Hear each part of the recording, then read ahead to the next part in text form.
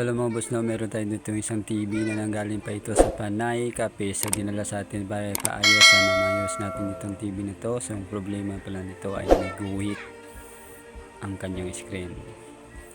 So ito ay problema naman nito ay may biak siya sa ilalim, no. Tanggal na po ang kanyang ibang body.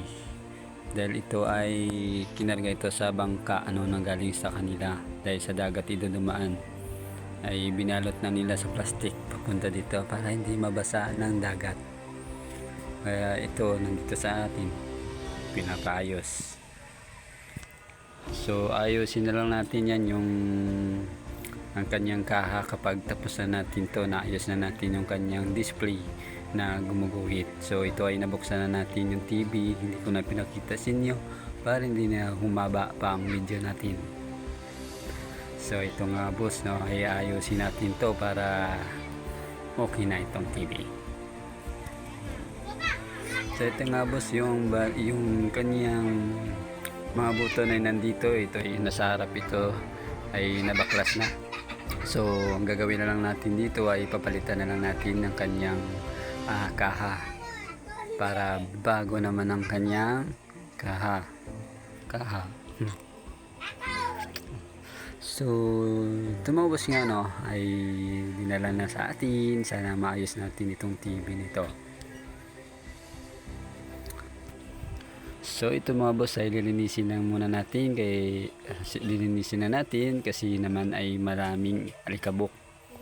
So matagal na itong hindi ginagamit, no, mga kalahating years na po ito na hindi ginagamit dahil ay nasira na nga po ito yung TV na to dahil may guhit nga itong yung screen. Hindi na po bumubukas ng buo dahil guhit na lang ang lumalabas sa kanya.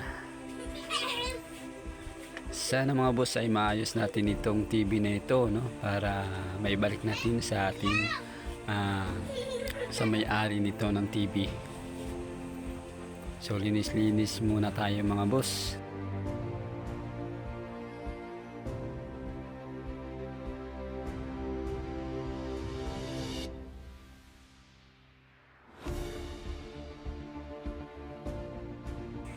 Ito na nga boss, dinaksak ko na yung TV, yung umilaw na po yung red indicator light niya. So ito ay umilaw na.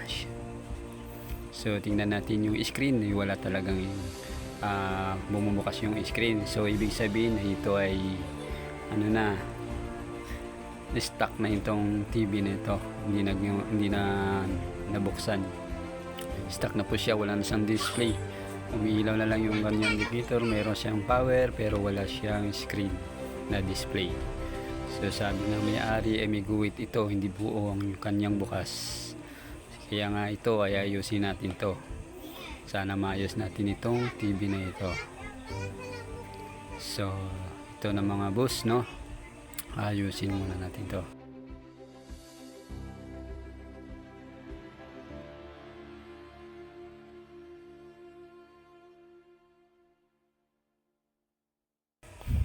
So mga boss, no, ito ay mainboard, ihinangin na lang natin yan, lahat ng hinang dyan, baka sakali bumukas yung kanyang screen.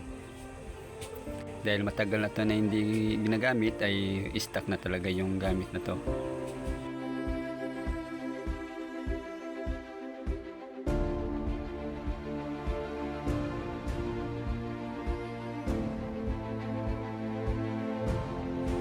So ito mga boss, no, fast forward muna tayo para mabilis ang ating paggalaw at mabilis na maayos itong TV na ginagawa natin.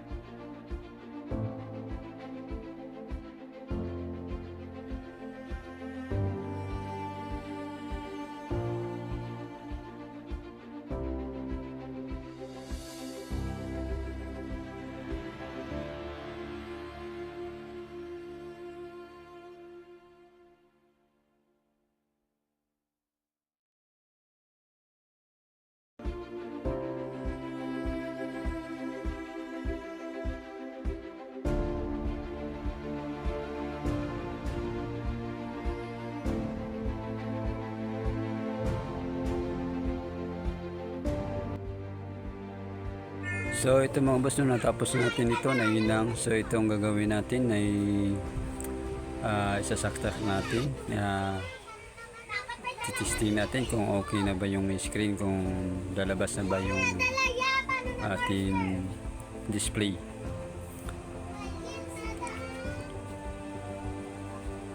So ito nga, inasaksak na natin. So umilaw na po yung kanyang read indicator light, saka yung ating heater dito sa ating tube.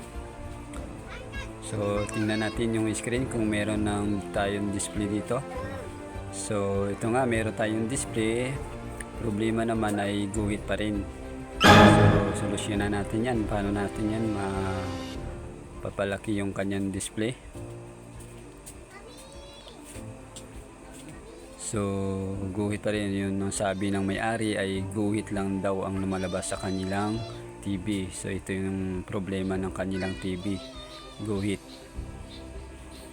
So sana ay magawa natin yan ng ideya.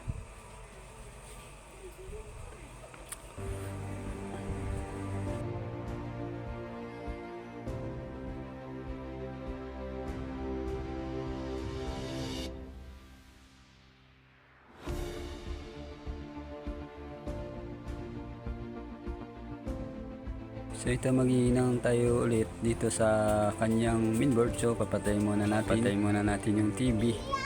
So maghihinang tayo ulit dito sa kanyang mainboard. Baka sakali ay bumuo ng kanyang screen. Hinang natin lahat yan. So ito ay test muna natin sa ating tester kung saan bang may problema. Vertical ba o horizontal, o wala tayong problema sa power supply dahil may power naman siya at saka lumabas yung kanyang display. So dito tayo magpupokus sa vertical.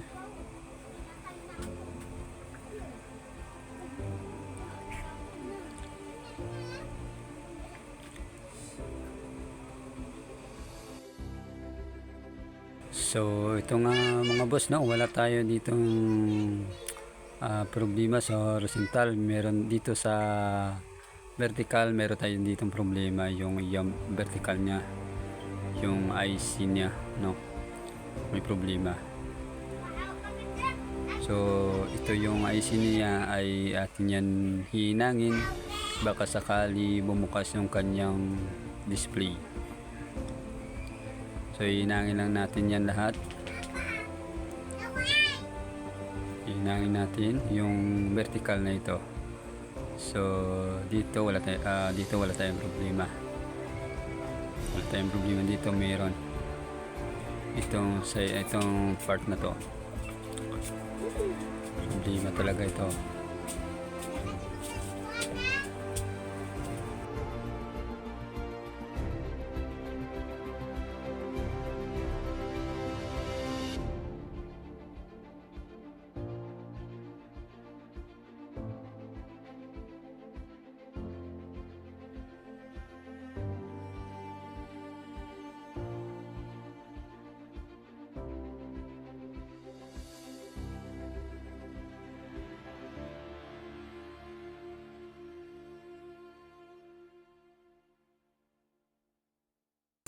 So ito mga boss ay natapos na natin lahat ng hinang. So ito ay titesting na natin to mga boss, no, kung okay na ba ito, kung bubuo na yung kanyang screen. Sana maging okay na ito mga boss. So ito mga boss, yung ating read indicator light ay nakahanda na. So ito ay sasaksak na natin yung TV.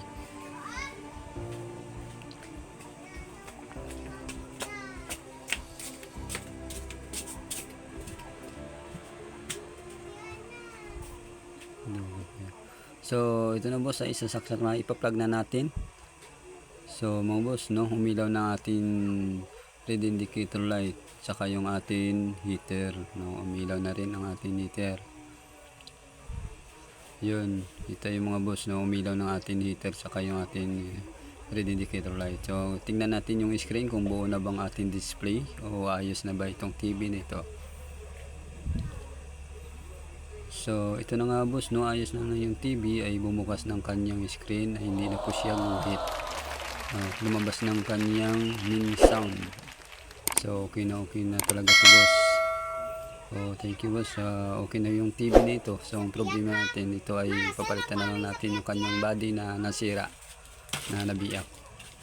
So palitan na lang natin na yan mamaya. Okay na yung ating TV na ginawa. Maraming salamat sa inyo mga boss, no.